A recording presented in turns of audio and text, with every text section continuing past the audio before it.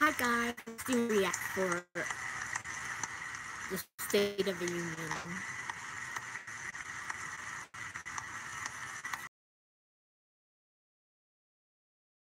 Policy or politics. And remember when the president had that now infamous cabinet meeting where he was surrounded by praise from his fellow cabinet members, it was General Mattis who's praised the troops again. And that's all he did. Everyone else said something very nice about President Trump and General Mattis said, we'll talk about it. Democrat leader House Nancy Pelosi there. Now we'll hear from the Speaker.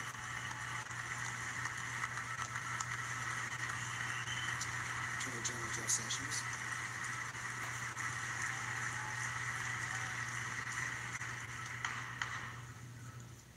Members of Congress, I have the high privilege and the distinct honor of presenting to you the President of the United States. Here we go. NBC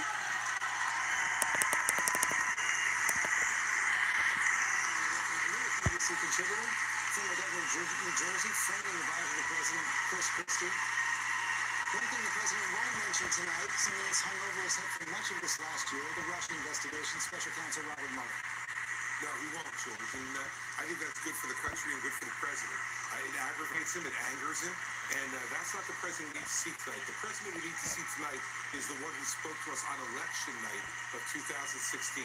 Inspirational and aspirational. One more standing ovation for the president from his staff, from Republicans in Congress.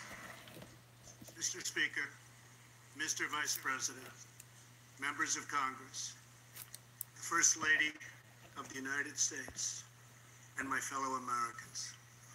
Less than 1 year has passed since I first stood at this podium in this majestic chamber to speak on behalf of the American people and to address their concerns, their hopes, and their dreams. That night, our new administration had already taken very swift action. A new tide of optimism was already sweeping across our land. Each day since, we have gone forward with a clear vision and a righteous mission to make America great again for all Americans.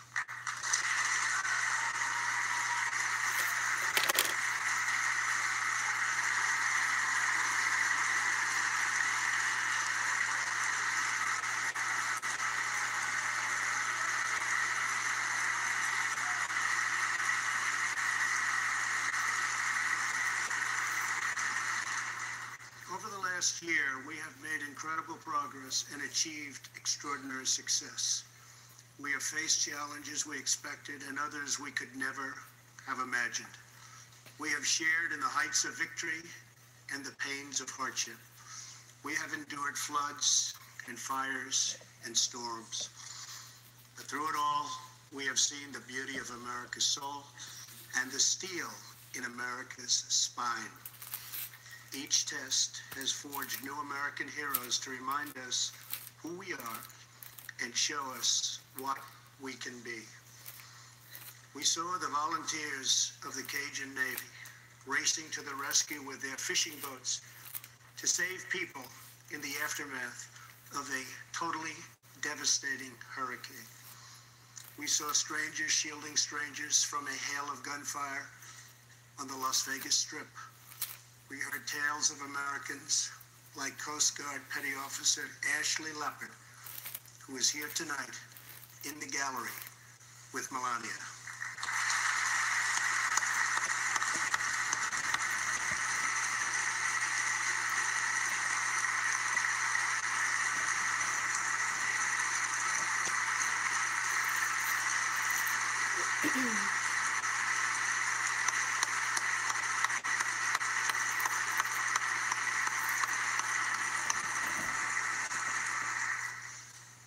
Ashley was aboard one of the first helicopters on the scene in Houston during the Hurricane Harvey. Through 18 hours of wind and rain, Ashley braved live power lines and deep water to help save more than 40 lives. Ashley, we all thank you. Thank you very much.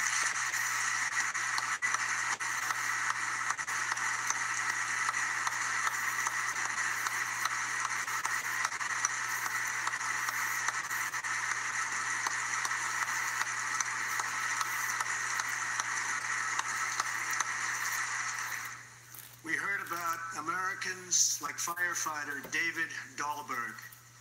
He's here with us also. David faced down walls of flame to rescue almost 60 children trapped at a California summer camp threatened by those devastating wildfires. To everyone still recovering in Texas, Florida, Louisiana, Puerto Rico, and the Virgin Islands, everywhere, we are with you, we love you, and we always will pull through together, always.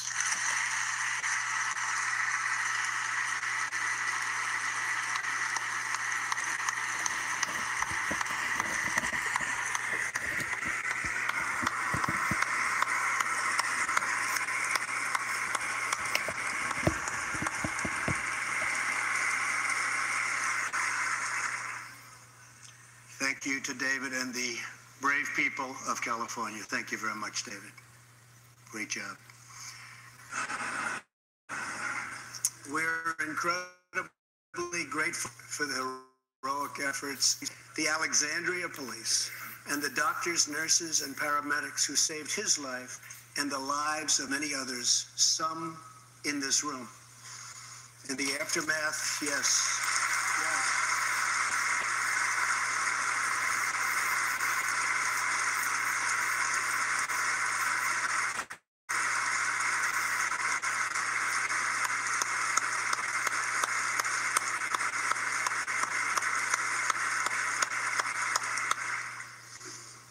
In the aftermath of that terrible shooting, we came together, not as Republicans or Democrats, but as representatives of the people. But it is not enough to come together only in times of tragedy. Tonight, I call upon all of us to set aside our differences, to seek out common ground, and to summon the unity we need to deliver for the people. This is really the key. These are the people we were elected to serve.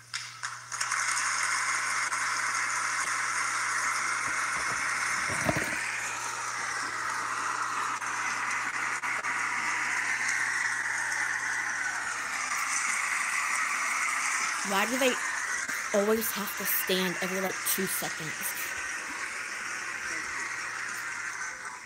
Over the last year, the world has seen what we always knew, that no people on earth are so fearless or daring or determined as Americans. Determined, you mean? If there's a mountain, we climb it. If there's a frontier, we cross it. If there's a challenge, we tame it. If there's an opportunity, we seize it. So let's begin tonight by recognizing that the state of our union is strong because our people are strong.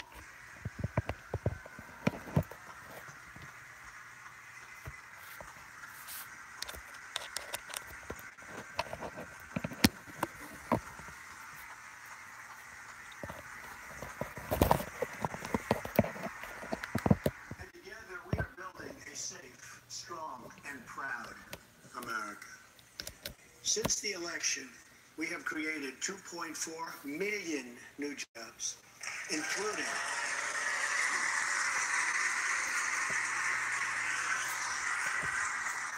200,000 new jobs in manufacturing alone.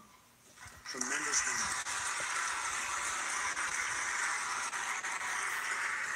After years and years of wage stagnation, we are finally seeing rising wages.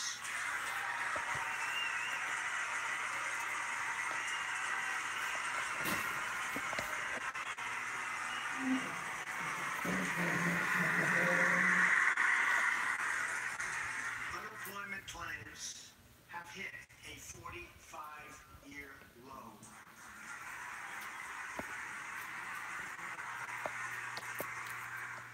It's something I'm very proud of. African American Yeah. unemployment Sure you are. rate ever Oh,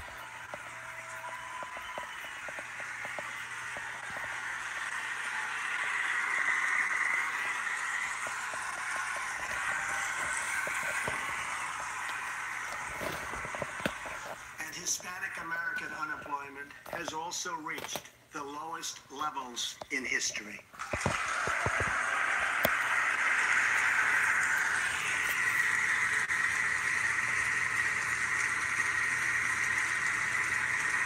Small business confidence is at an all-time high.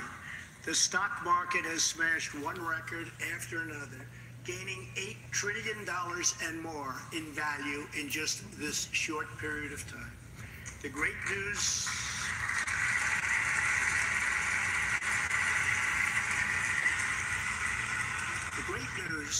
for Americans, 401k, retirement pension, and college savings accounts have gone through the roof. And just as I promised the American people from this podium 11 months ago, we enacted the biggest tax cuts and reforms in American history.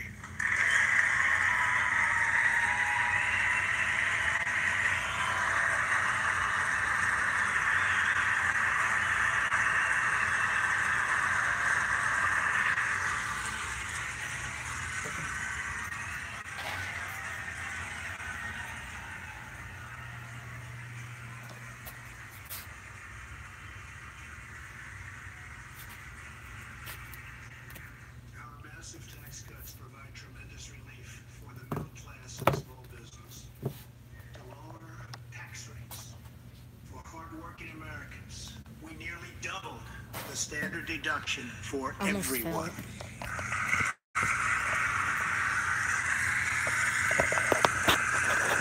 Now the first $24,000 earned by a married couple is completely tax-free.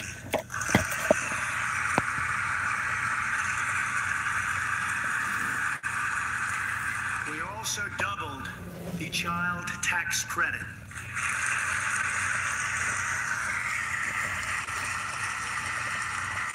A typical family of four making $75,000 will see their tax bill reduced by $2,000, slashing their tax bill in half.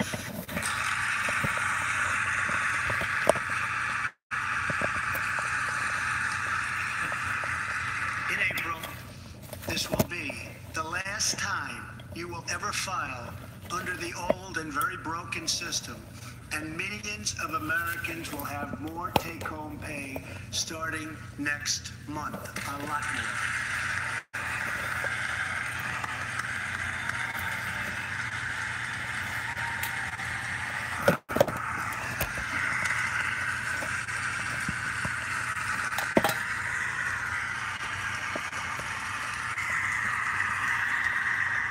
We eliminated an especially cruel tax that fell mostly on Americans, making less than $50,000 a year, forcing them to pay tremendous penalties simply because they couldn't afford government-ordered health plans.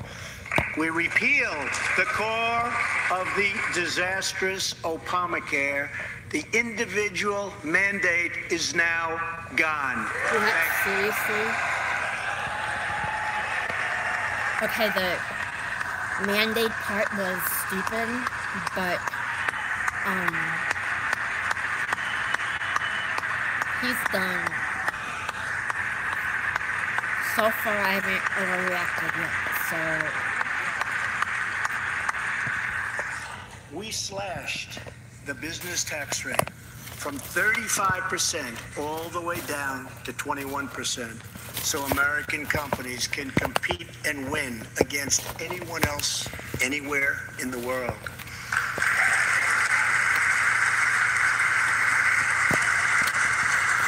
These changes alone are estimated to increase average family income by more than $4,000. A lot of money.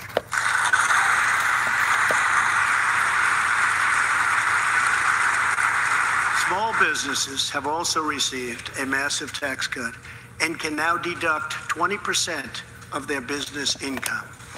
Here tonight are Steve Staub and Sandy Keplinger of Staub Manufacturing, a small, beautiful business in Ohio. They've just finished the best year in their 20-year history.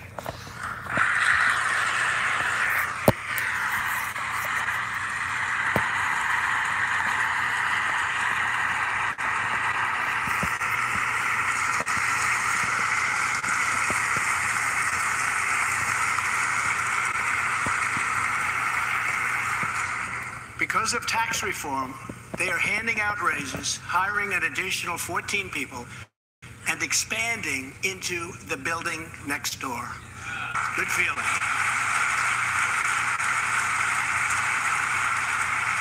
One of Staub's employees, Corey Adams, is also with us tonight. Corey is an all-American worker. He supported high school, lost his job during the 2008 recession, and was later hired by Staub, where he trained to become a welder. Like many hardworking Americans, Corey plans to invest his tax cut raise into his new home and his 2 daughters' education. Corey, please stand.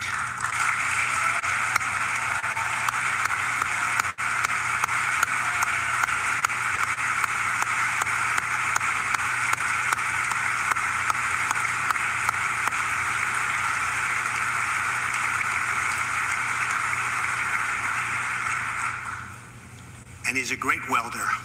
I was told that by the man that owns that company that's doing so well. So congratulations, Corey. Since we passed tax cuts, roughly 3 million workers have already gotten tax cut bonuses, many of them thousands and thousands of dollars per worker, and it's getting more every month, every week.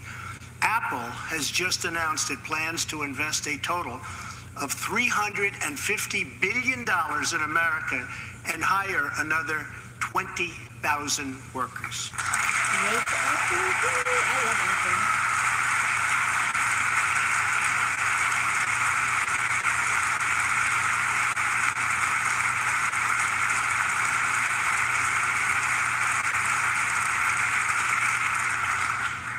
And just a little while ago, ExxonMobil announced a $50 billion investment in the United States. Just a little while.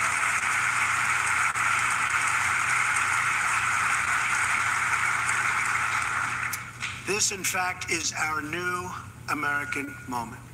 There has never been a better time to start living the American dream.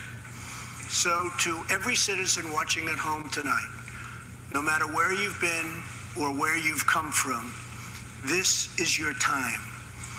If you work hard, if you believe in yourself, if you believe in America, then you can dream anything.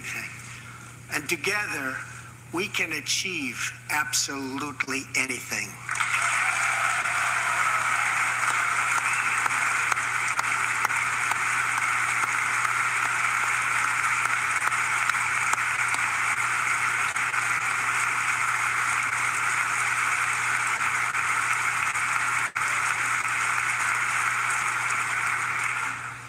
Tonight, I want to talk about what kind of future we're going to have and what kind of a nation we're going to be. All of us together as one team, one people, and one American family can do anything. We all share the same home, the same heart, the same destiny, and the same great American flag.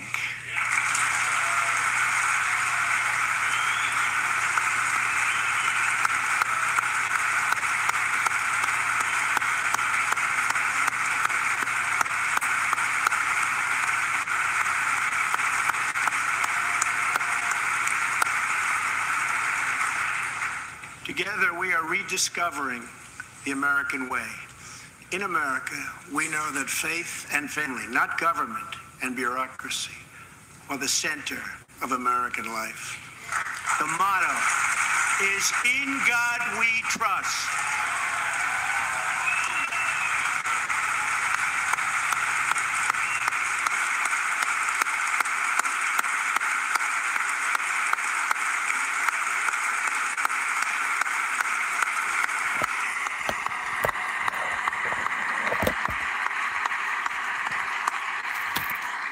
And we celebrate our police, our military, and our amazing veterans as heroes who deserve our total and unwavering support.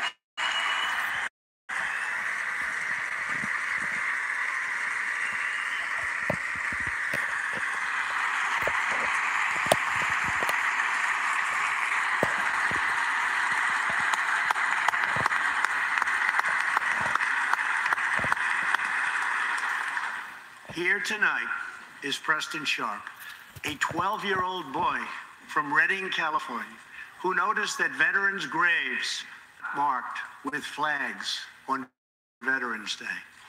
He decided all by himself to change that and started a movement that has now placed 40,000 flags at the graves of our great heroes. Preston, a job well done. Good for him.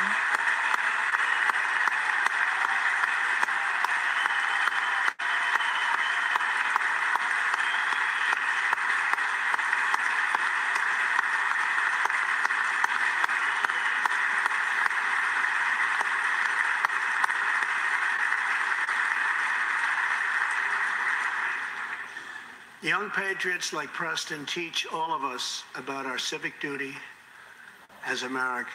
And I met Preston a little while ago, and he is something very special that I can tell you. Great future. Thank you very much for all you've done, Preston. Thank you very much.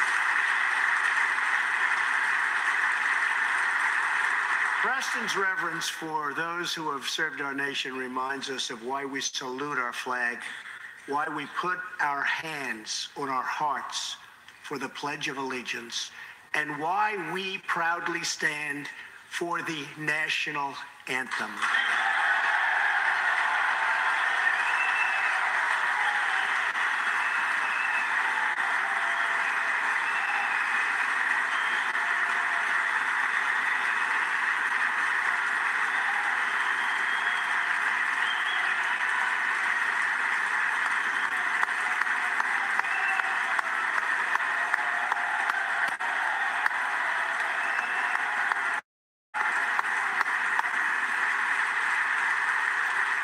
Americans love their country, and they deserve a government that shows them the same love and loyalty in return. For the last year, we have sought to restore the bonds of trust between our citizens and their government. Working with the Senate, we are appointing judges who will interpret the Constitution as written, including a great new Supreme Court justice and more circuit court judges than any new administration in the history of our country.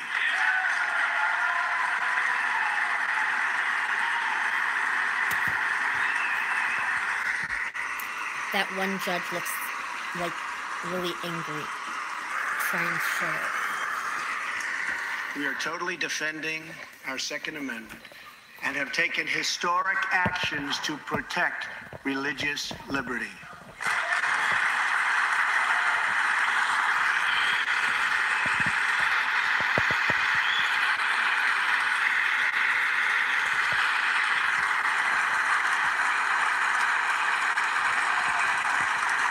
We are serving our brave veterans, including giving our veterans choice in their health care decisions.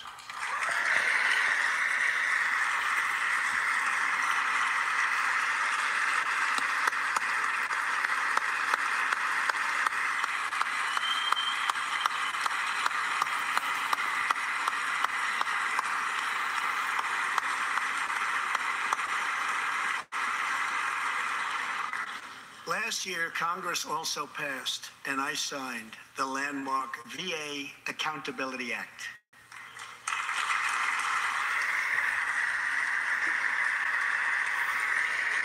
Since its passage, my administration has already removed more than 1,500 VA employees who failed to give our veterans the care they deserve. And we are hiring talented people who love our vets as much as we do. Better be fixing that. Better keep your promise, too.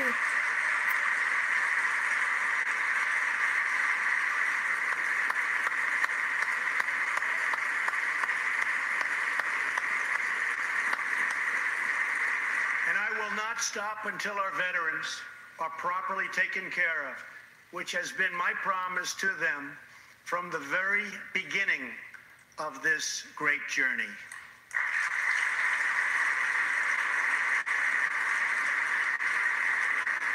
All Americans deserve accountability and respect, and that's what we are giving to our wonderful heroes, our veterans. Thank you.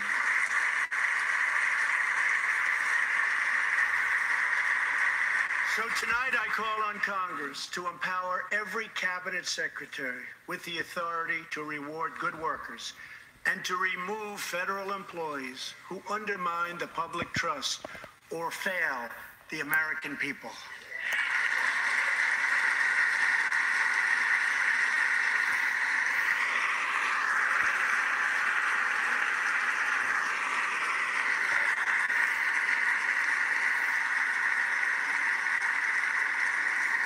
In our drive to make Washington accountable, we have eliminated more regulations in our first year than any administration in the history of our country.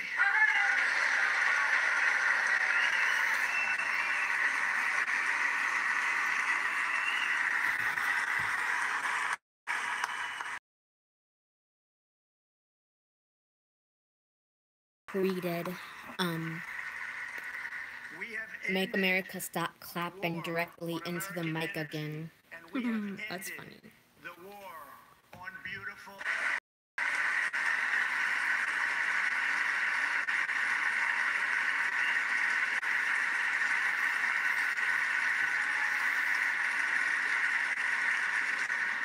We are now very proudly an exporter of energy to the world.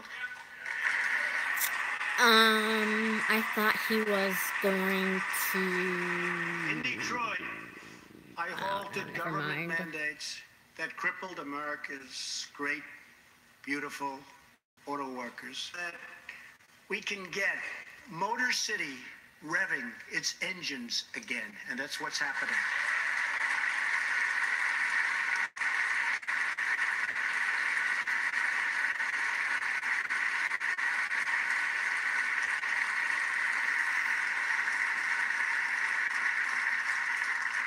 Many car companies are now building and expanding plants in the United States, something we haven't seen for decades.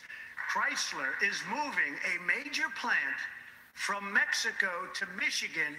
Toyota and Mazda are opening up a plant in Alabama, a big one, and we haven't seen this in a long time. It's all coming back. It's all coming back to me now. I don't know how the song goes.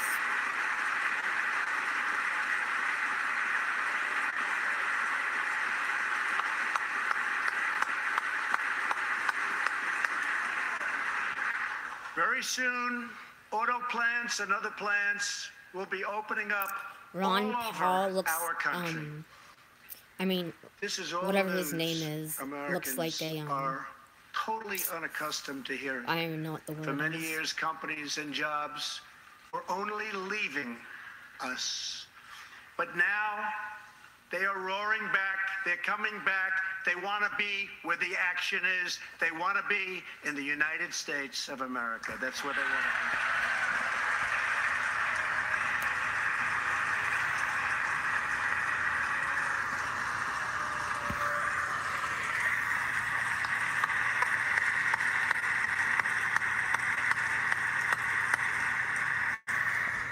Exciting progress is happening every single day.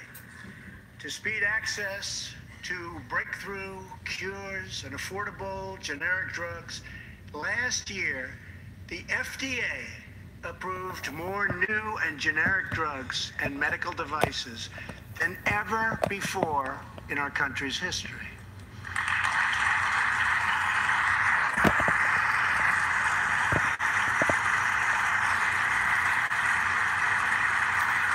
I love Pelosi's face.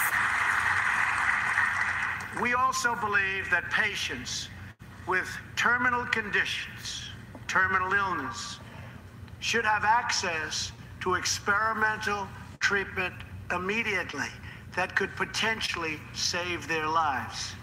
People who are terminally ill should not have to go from country to country to seek a cure. I want to give them a chance right here at home. It's time for Congress to give these wonderful, incredible Americans the right to try.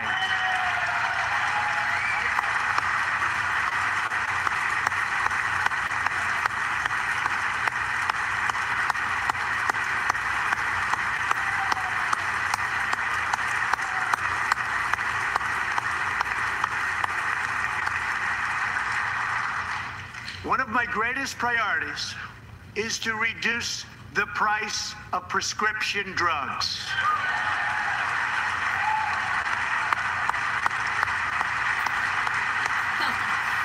I don't see that happening. But they'll be fair. And we will protect American workers and American intellectual property through fair trade rules.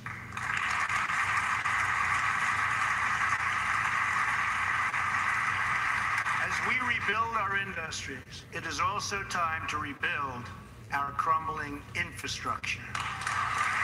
Let's hope so.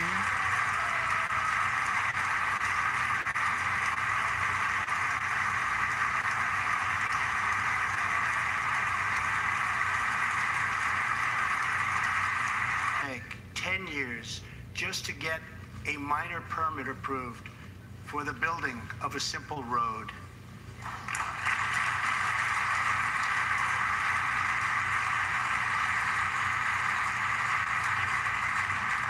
I am asking both parties to come together to give us safe, fast, reliable, and modern infrastructure that our economy needs and our people deserve.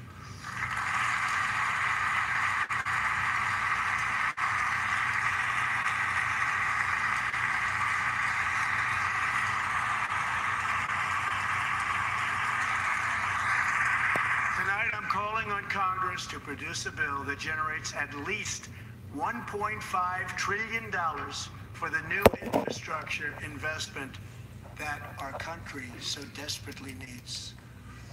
Every federal dollar should be leveraged by partnering with state and local governments and, where appropriate, tapping into private sector investment to permanently fix the infrastructure deficit, and we can do it.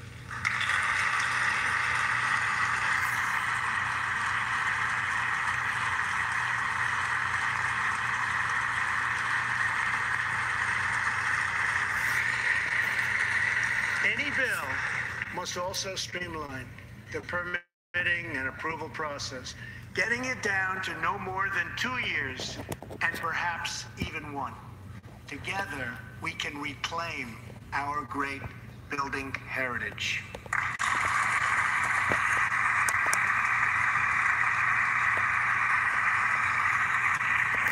We will build gleaming new roads, bridges, highways, railways, and waterways all across our land.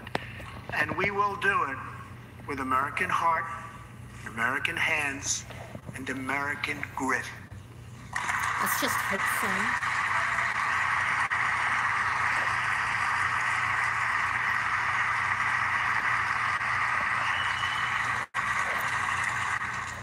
We want every American to know the dignity of a hard day's work. We want every child to be safe in their home at night. And we want every citizen to be proud of this land that we all love so much. We can lift our citizens from welfare to work, from dependence to independence, and from poverty to prosperity.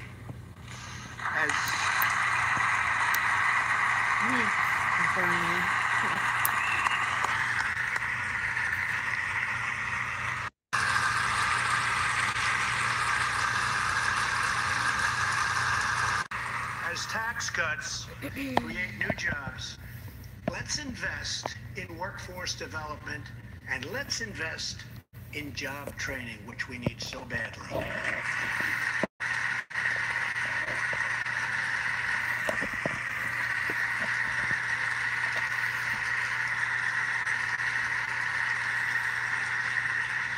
Let's open great vocational schools so our future workers can learn a craft and realize their full potential.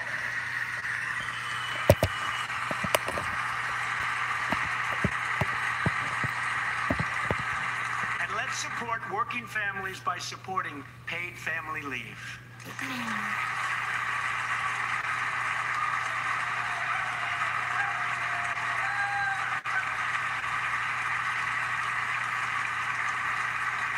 As America regains its strength, opportunity must be extended to all citizens. That is why this year we will embark on reforming our prisons to help former inmates who have served their time get a second chance at life.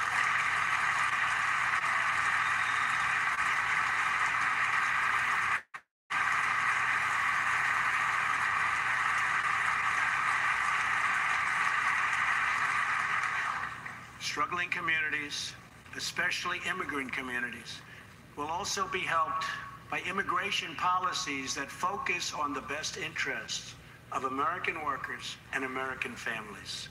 For decades, open borders have allowed drugs and gangs to pour into our most vulnerable communities.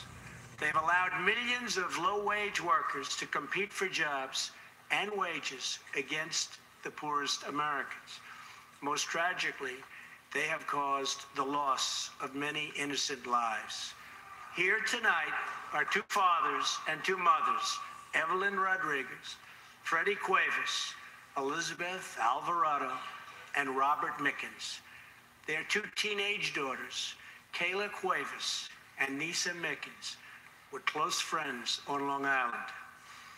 But in September 2016, on the eve of Nisa's 16th birthday, such a happy time it should have been, neither of them came home.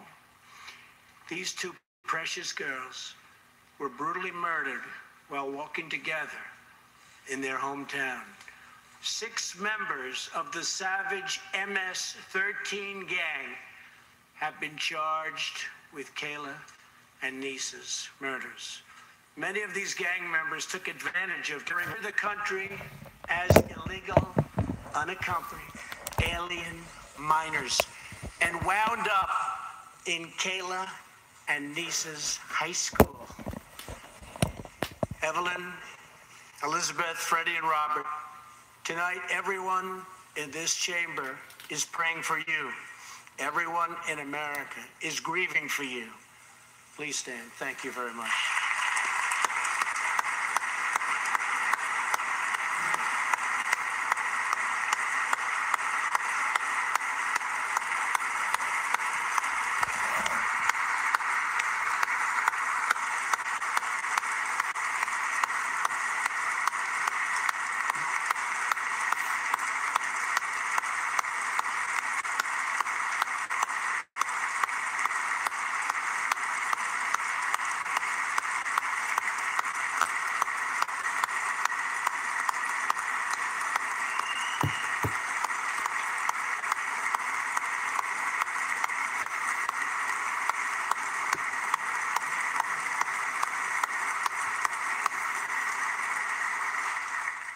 I want you to know that 320 million hearts are right now breaking for you.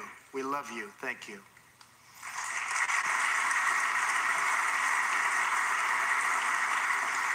While we cannot imagine the depths of that kind of sorrow, we can make sure that other families never have to endure this kind of pain. Tonight I am calling on Congress to finally close the deadly loopholes that have allowed MS-13 and other criminal gangs to break into our country. We have proposed new legislation that will fix our immigration laws and support our ICE and Border Patrol agents. These are great people. These are great, great people that work so hard in the midst of such danger so that this can never happen again.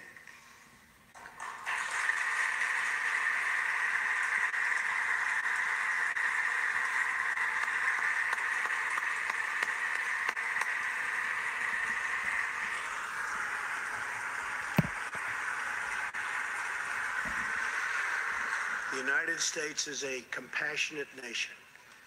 We are proud that we do more than any other country anywhere in the world to help the needy, the struggling, and the underprivileged all over the world. But as President of the United States, my highest loyalty, my greatest compassion, my constant concern is for America's children, America's struggling workers, and America's forgotten communities. I want our youth to grow up, to achieve great things. I want our poor to have their chance to rise. So tonight I am extending an open hand to work with members of both parties, Democrats and Republicans, to protect our citizens of every background, color, religion, and creed.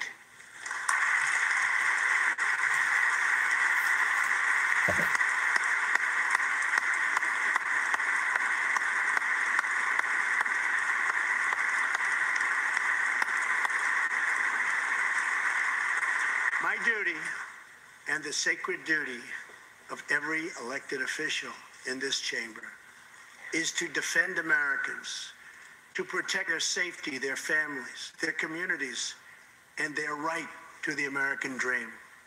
Because Americans are dreamers too.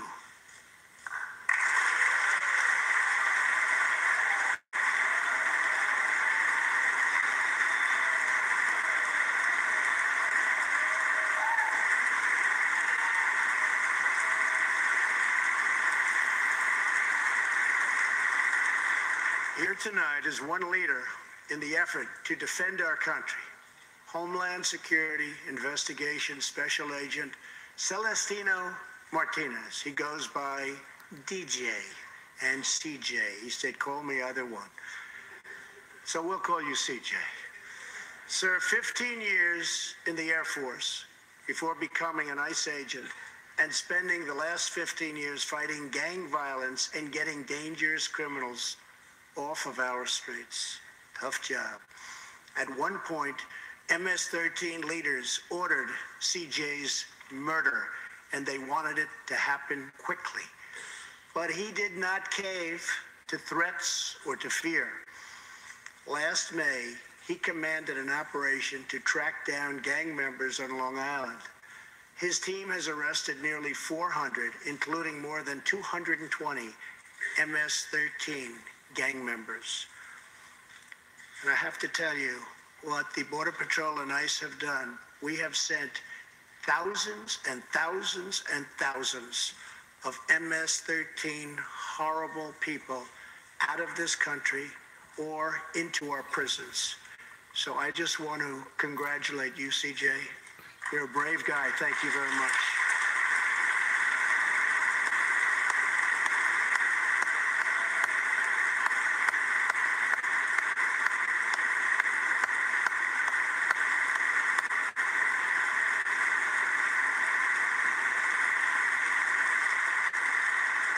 And I asked CJ, what's the secret?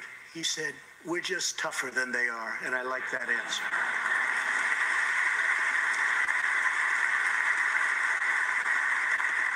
Now let's get Congress to send you, and all of the people in this great chamber have to do it. We have no choice.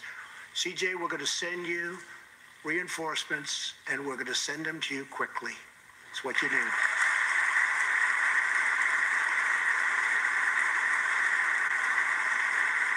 Over the next few weeks, the House and Senate will be voting on an immigration reform package. In recent months, my administration has met extensively with both Democrats and Republicans to craft a bipartisan approach to immigration reform. Based on these discussions, we presented Congress with a detailed proposal that should be supported by both parties as a fair compromise, one where nobody gets everything they want, but where our country gets the critical reforms it needs and must have.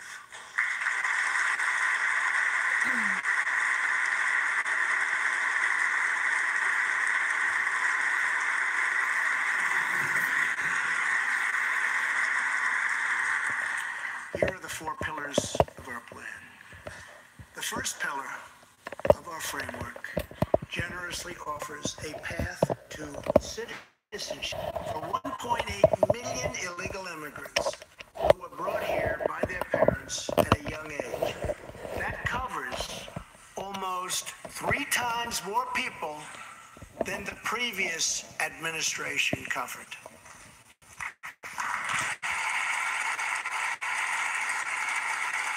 Under our plan, those who meet education and work requirements and show good moral character will be able to become full citizens of the United States over a 12-year period.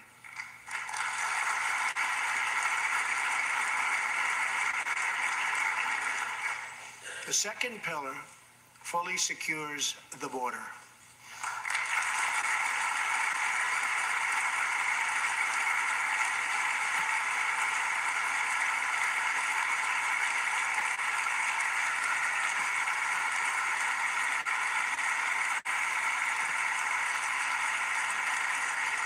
That means building a great wall on the southern border, and it means hiring more heroes like CJ to keep our communities safe.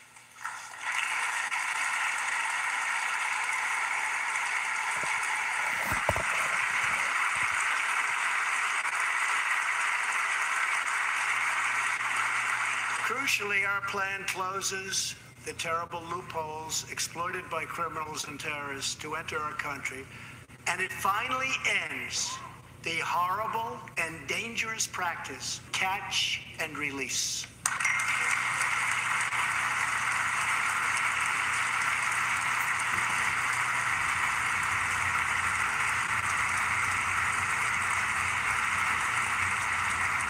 The third pillar ends the visa lottery, a program that randomly hands out green cards without any regard for skill, merit, or the safety of American people.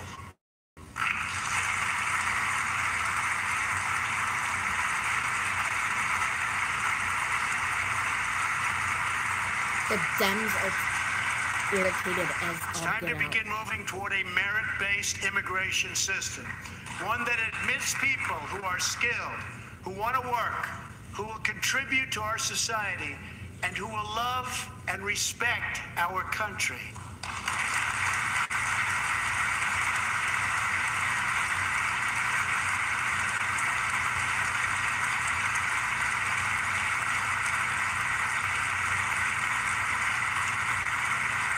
The full pillar protects the nuclear family by ending chain migration.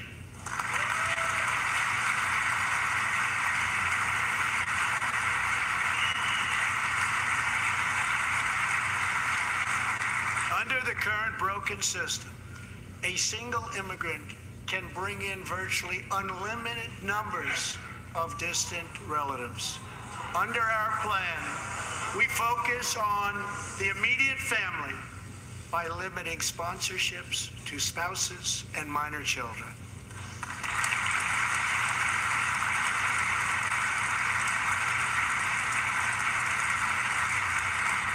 This vital reform is necessary not just for our economy, but for our security and for the future of America. In recent weeks, 2 terrorist attacks in New York were made possible by the visa lottery and chain migration. In the age of terrorism, these programs present risks we can just no longer afford. It's time to reform.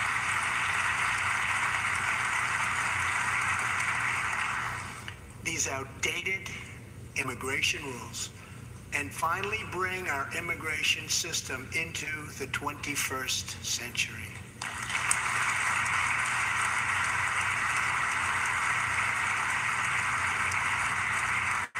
These 4 pillars represent a down-the-middle compromise and one that will create a safe, modern, and lawful immigration system. For over 30 years, Washington has tried and failed to solve this problem. This Congress can be the one that finally makes it happen. Most importantly, these 4 pillars will produce legislation that fulfills my ironclad pledge to sign a bill, America First.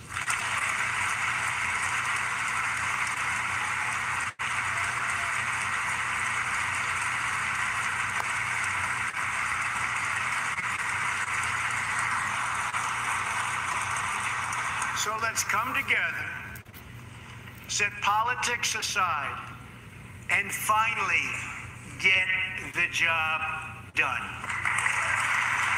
That's not possible. Because his own party These and the reforms Democrats will aren't also going to work with support him. our response to the terrible crisis of opioid and drug addiction. Never before has it been like it is now. It is terrible. We have to do something about it. In 2016, we lost 64,000 Americans to drug overdoses, 174 deaths per day, 7 per hour. We must get much tougher on drug dealers and pushers if we are going to succeed in stopping this scourge.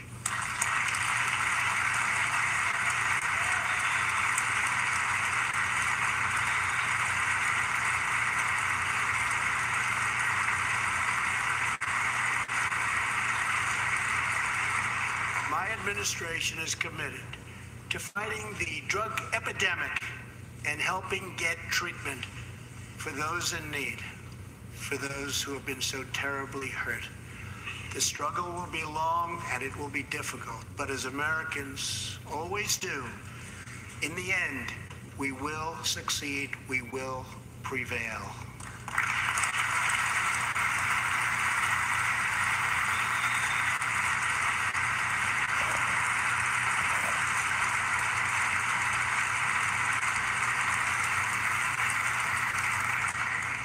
As we have seen tonight, the most difficult challenges bring out the best in America. We see a vivid expression of this truth in the story of the Holetz family of New Mexico. Ryan Holetz is 27 years old, an officer with the Albuquerque Police Department. He's here tonight with his wife, Rebecca.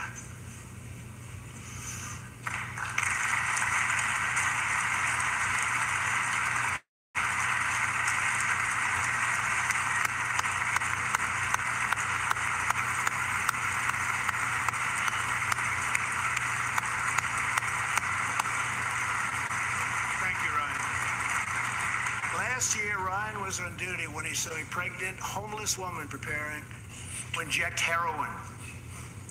When Ryan told her she was going to harm her unborn child, she began to weep. She told him she didn't know where to turn, but badly wanted a safe home for her baby. In that moment, Ryan said he felt God speak to him. You will do it. Because you can. He heard those words. He took out a picture of his wife and their 4 kids. Then he went home to tell his wife, Rebecca. In an instant, she agreed to adopt. The Holetz named their new daughter Hope. Ryan and Rebecca, you embody the goodness. Thank you. Yeah.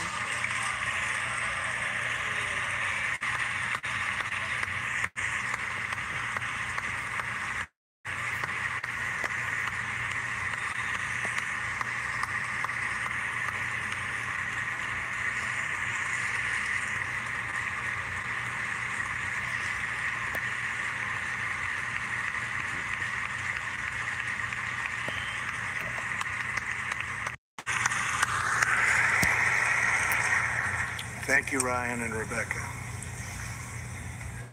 As we rebuild America's strength and confidence at home, we are also restoring our strength and standing abroad. Around the world, we face rogue regimes, terrorist groups, and rivals like China and Russia that challenge our interests, our economy, and our values.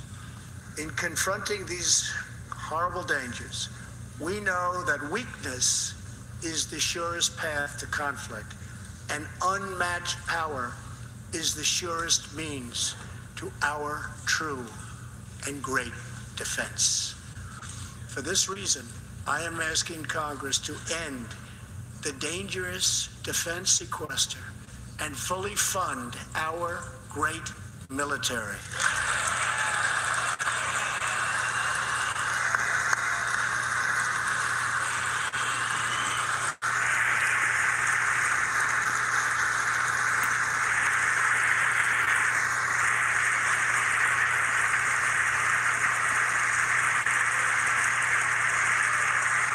As part of our defense, we must modernize and rebuild our nuclear arsenal, hopefully never having to use it, but making it so strong and so powerful that it will deter any acts of aggression by any other nation or anyone else.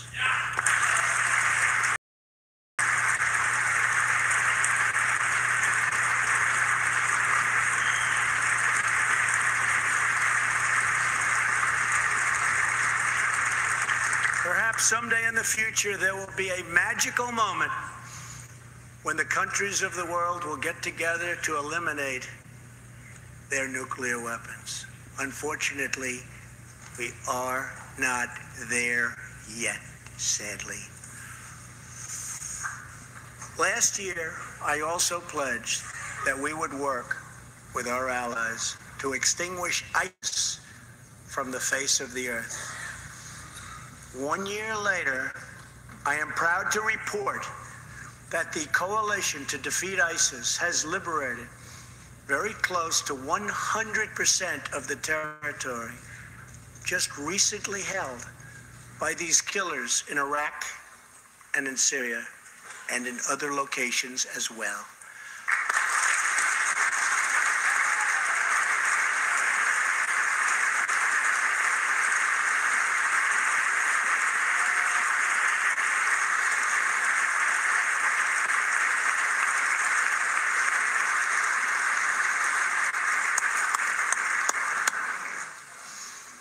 But there is much more work to be done. We will continue our fight until ISIS is defeated. Army Staff Sergeant Justin Peck is here tonight. Near Raqqa last November, Justin and his comrade, Chief Petty Officer Kenton Stacy, were on a mission to clear buildings that ISIS had rigged with explosive so that civilians could return to that city, hopefully soon and hopefully safely. Clearing the second floor of a vital hospital, Kenton Stacy was severely wounded by an explosion. Immediately, Justin bounded into the booby-trapped and unbelievably dangerous and unsafe building and found Kenton, but in very, very bad shape.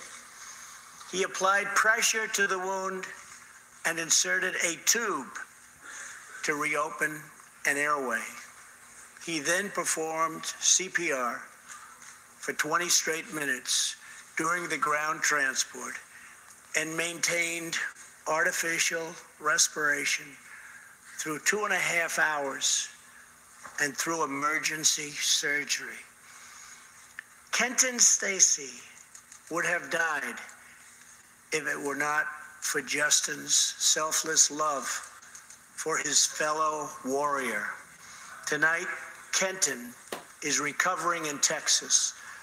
Raqqa is liberated, and Justin is wearing his new Bronze Star with a V for valor.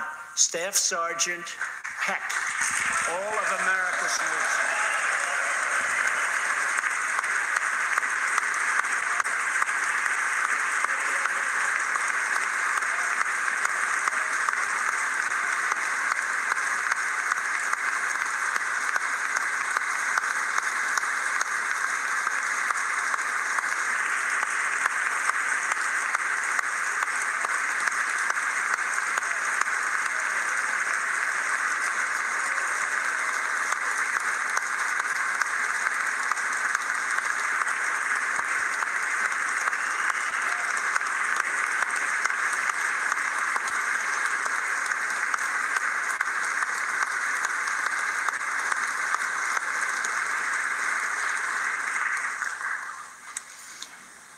terrorists who do things like place bombs in civilian hospitals are evil. When possible, we have no choice but to annihilate them.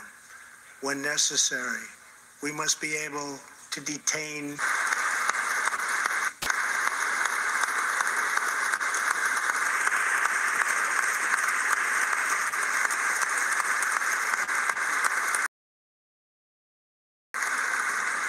to re-examine our military detention policy and to keep open the detention facilities in Guantanamo Bay.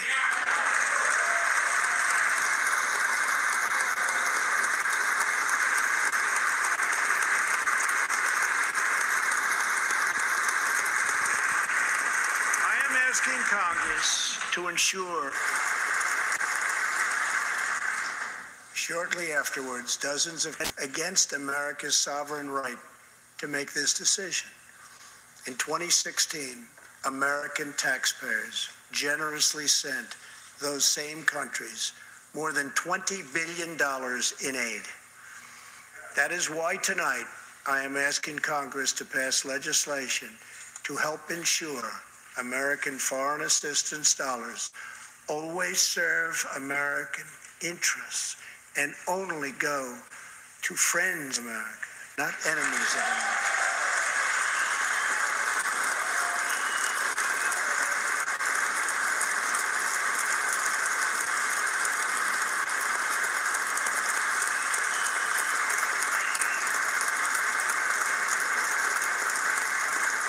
As we strengthen friendships all around the world, we are also restoring clarity about our adversaries. When the people of Iran rose up against crimes of their corrupt dictatorship, I did not stay silent. America stands with the people of Iran in their courageous struggle for freedom.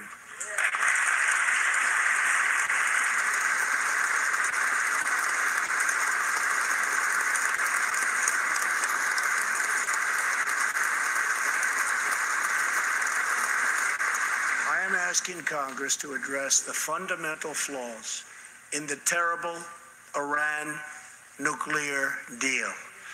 My administration has also imposed tough sanctions on the communist and socialist dictatorships in Cuba and Venezuela.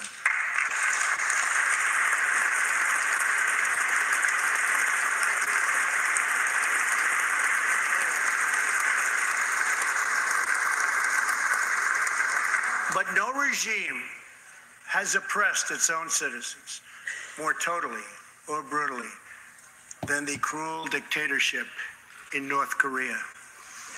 North Korea's reckless pursuit of nuclear missiles could very soon threaten our homeland. We are waging a campaign of maximum pressure to prevent that from ever happening. Past experience has taught us that complacency and concessions only invite aggression and provocation. I will not repeat the mistakes of past administrations that got us into this very dangerous position. We need only look at the depraved character of the North Korean regime to understand the nature of the nuclear threat it could pose to America and to our allies. Otto Warmbier was a hard-working student at the University of Virginia, and a great student he was. On his way to study abroad in Asia, Otto joined a tour to North Korea. At its conclusion, this wonderful young man was arrested and charged with crimes against the state. After a shameful trial, the dictatorship sentenced Otto to 15 years of hard labor before returning him to America last June, horribly injured and on the verge of death. He passed away just days after his return. Otto's wonderful parents Fred and Cindy Warmbier are here with us tonight, along with Otto's brother and sister, Austin and Greta. Please.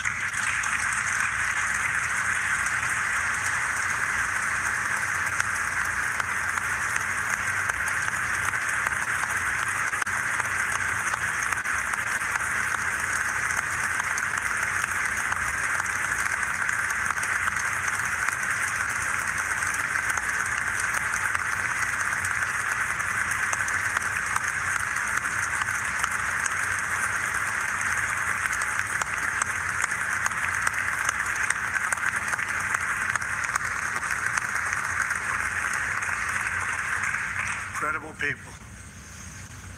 You are powerful witnesses to a menace that threatens our world, and your strength truly inspires us all. Thank you very much. Thank you.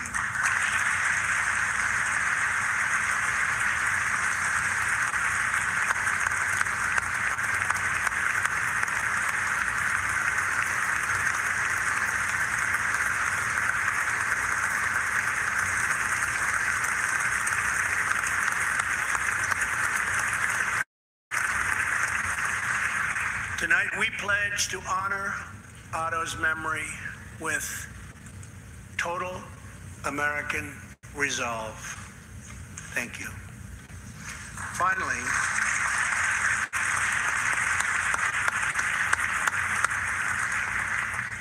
we are joined by one more witness to the ominous nature of this regime. Mr. Ji Sung-ho. In 1996, Sung-ho was a starving boy in North Korea. One day he tried to steal coal from a railroad car to barter for a few scraps of food, which were very hard to get. In the process, he passed out on the train tracks, exhausted from hunger. He woke up as a train ran over his limbs. He then endured multiple amputations without anything to dull the pain or the hurt. His brother and sister gave what little food they had to help him recover and ate dirt themselves, permanently stunting their own growth. Later, he was tortured by North Korean authorities after returning from a brief visit to China. His tormentors wanted to know if he'd met any Christians. He had, and he resolved after that to be free. Sung-ho traveled thousands of miles on crutches all across China and Southeast Asia to freedom. Most of his family followed. His father was caught trying to escape and was tortured to death. Today, he lives in Seoul, where he rescues other defectors and broadcasts into North Korea what the regime fears most, the truth. Today, he has a new leg, but Sung-ho, I understand you still keep those old crutches as a reminder of how far you've come. Your great sacrifice is an inspiration to us all. Please, thank you.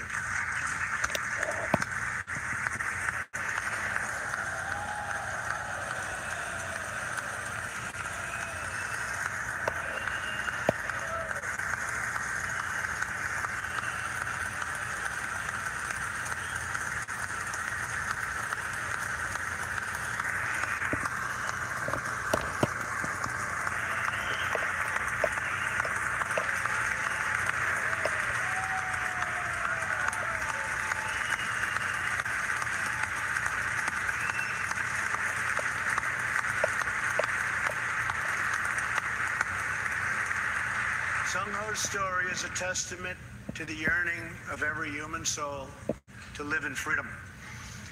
It was that same yearning for freedom that nearly 250 years ago gave birth to a special place called America. It was a small cluster of colonies caught between a great ocean and a vast wilderness. It was home to an incredible people with a revolutionary idea that they could rule themselves, that they could chart their own destiny, and that together they could light up the entire world. That is what our country has always been about. That is what Americans have always stood for, always strived for, and always done. Atop the dome of this Capitol stands the Statue of Freedom. She stands tall and dignified among the monuments to our ancestors who fought and lived and died to protect her. Monuments to Washington and Jefferson and Lincoln and King. Memorials to the heroes of Yorktown and Saratoga. To Yuccans who shed their blood on the shores of Normandy and the fields beyond, and others who went down in the waters of the Pacific and the skies all over Asia. And freedom stands tall over one more monument. This one, this Capitol, this living monument. This is the monument to the American people.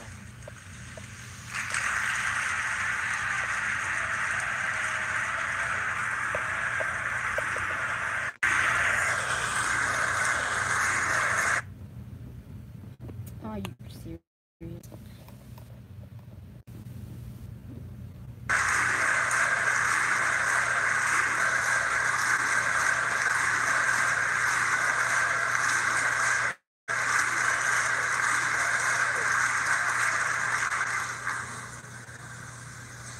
We're a people whose heroes live not only in the past, but all around us, defending hope, pride, and defending the American way.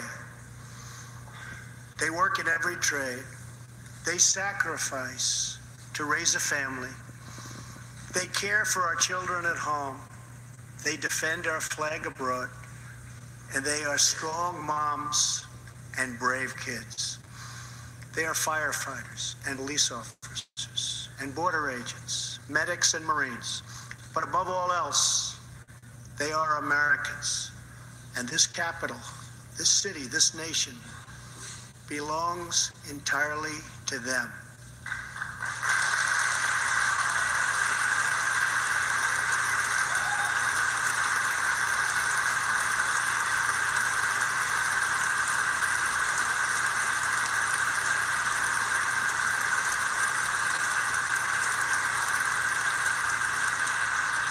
Our task is to respect them, to listen to them, to serve them, to protect them, and to always be worthy of them.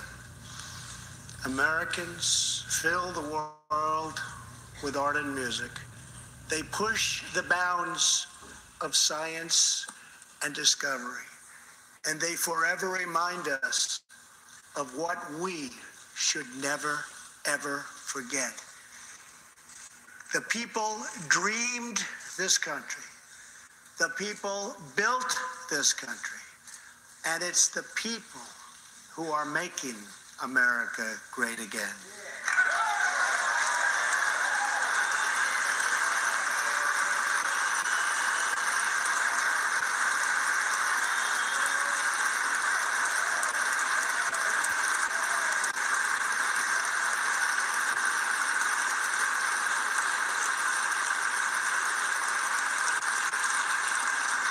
As long as we are proud of who we are and what we are fighting for, there is nothing we cannot achieve.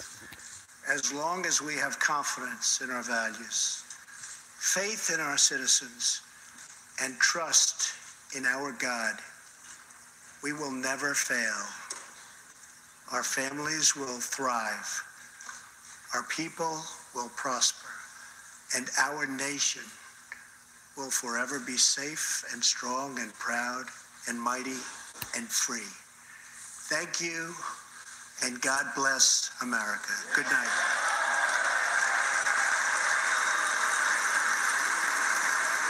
President Trump wrapping up his first State of the Union.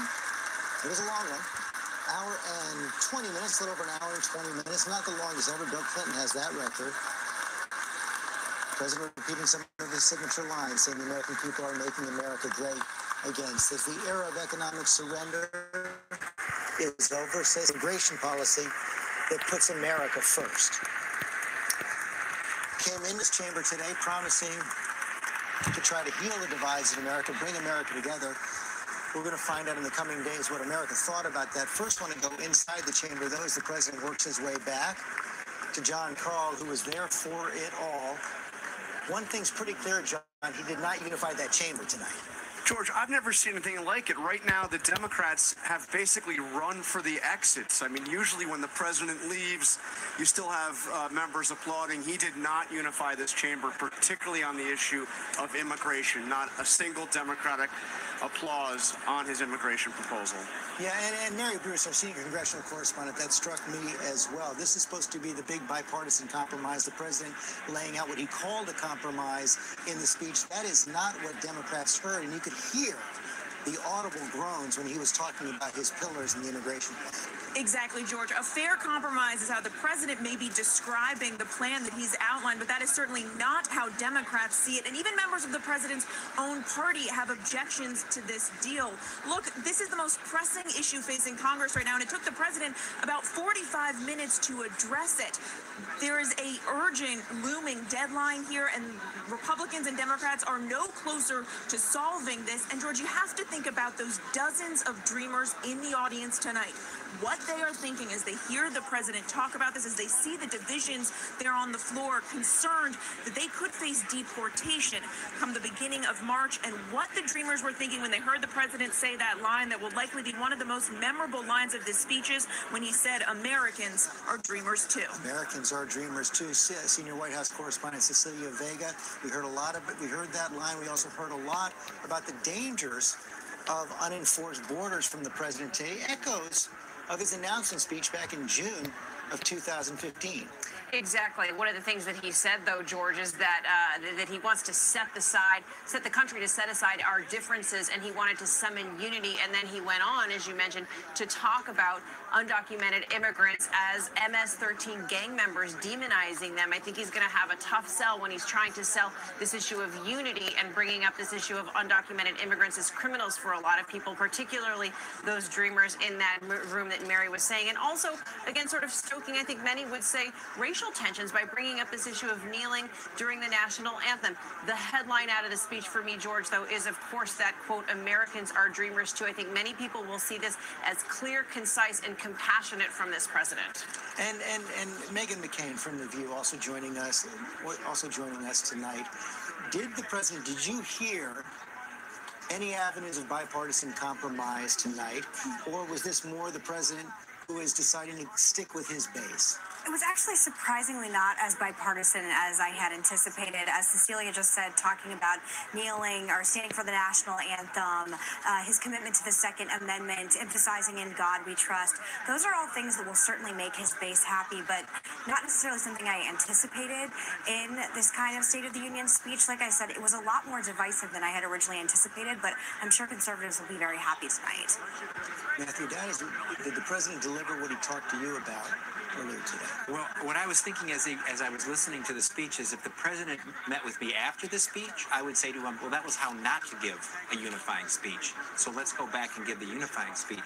As everybody has mentioned, he mentioned Obamacare, the ending of Obamacare, divisive. Mentioned the tax cuts, divisive. Mentioned the whole rift on immigration, divisive, in the national anthem, divisive. Calling this a healing speech is almost like calling going on a diet by drinking a Diet Coke and eating a pizza.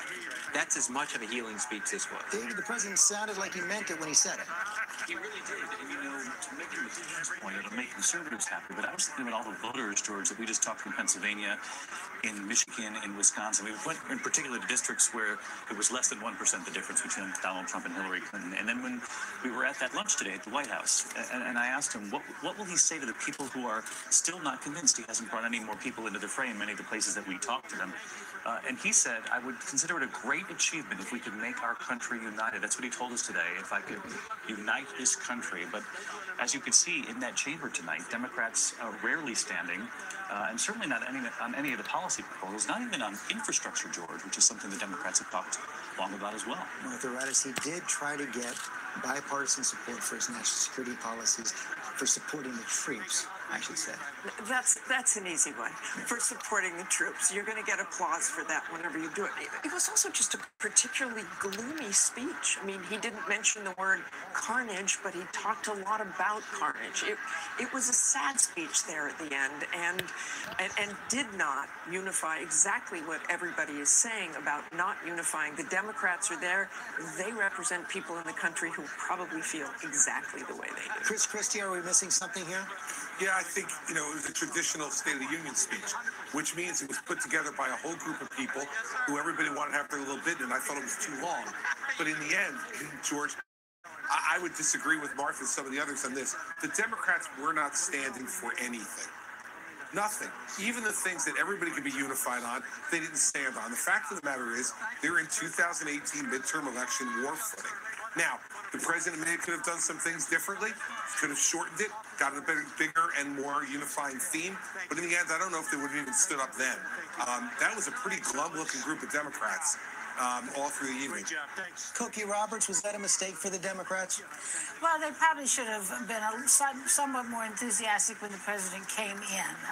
We haven't seen them not clapping for a president who enters the chamber. But he did do a variety of things that clearly did make them angry. And, you know, talking about the standing for the national anthem, there were many African-American members of Congress there wearing kente cloth, the African cloth. The president never mentioned Africa, never said anything like that. So there was not anything there for them to relate to. The president has left the chamber. We're going to take a quick break. When we come back, the Democratic response with Congressman Joseph Kennedy. Next, he's the grandson of liberal.